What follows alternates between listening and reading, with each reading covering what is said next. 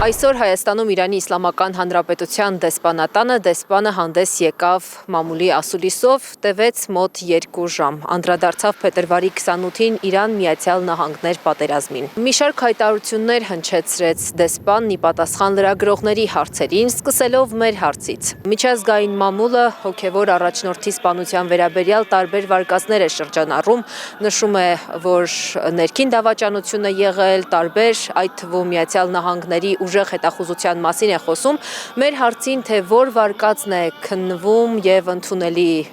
Իրանի կողմից, դեսպանն ասաց, որ հոգևոր առաջնորդն իր ժողովրդի կողքին է եւ մինչ Միացյալ Նահանգներից անդադար նշում էին, որ նա թաքնվում է նահանգների հարվածից, այս դեպքը ցույց է տալիս, որ Իրանի առաջնորդը գտնվում էր իր նստավայրում, որի տեղը բոլորը գիտեն, ասաց, որ որևէ վարկածի մասին խոսք գնալ չի կարող։ Լրագրողները մի շարք այլ հարցեր հնչեցրեցին Այաթոլլահ Խամենեիի սպանության վերաբերյալ, ասացին, որ Միացյալ Նահանգները կարծում էր, որ նրա սպանությունը կարող է պատերազմի ավարտը դառնալ, մինչդեռ դեսպանը նշեց, որ այդ սպանությունը համախմբեց ժողովրդին եւ հակառակ ազդեցությունը ունեցավ, ասաց, որ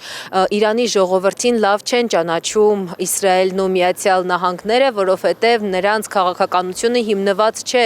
անձերի շուրջ, այլ դրանք գաղափարախոսություններ են, որոնք անկախ մարդկանցից նրանք առաջ են տանում։ Իրանի դեսպանը անդրադառնալով Միացյալ Նահանգների եւ Իրանի միջև մեկնարկած բանակցություններին նշեց, որ դա խաբեություն էր եւ որ Միացյալ Նահանգները հերթական անգամ ռմբակոծեց բանակցությունների սեղանը։ Ասաց, որ քաղաքացիական անձինք են զոհվել, 152, մոտ 152 աշակերտ է զոհվել Միացյալ Նահանգների հարվածներից եւ երբ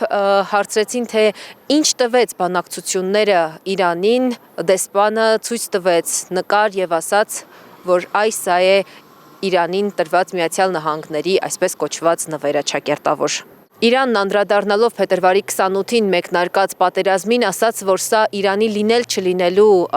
հարցն է արդեն դրված եւ այստեղ որևէ կարմիր գիծ նրանց համար հաշվի չի առնվելու։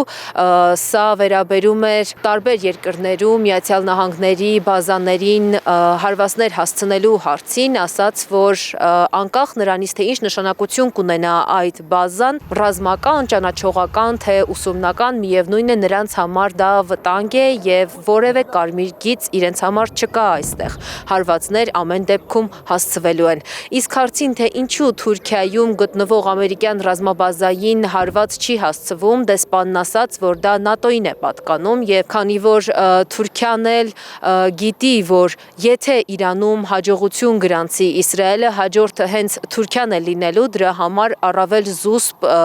քաղաքականություն է վարում թե Իրանը եւ թե Թուրքիան։ Իրանի դեսպանը մի քանի անգամ ասուլիսի ժամանակ կարևորել է Հայաստանի դերակատարությունն, անդրադարձել է թրիփին եւ նշել, որ թրիփի վերաբերյալ, որ այն միջանցք չէ, այլ ուղի է, իրենց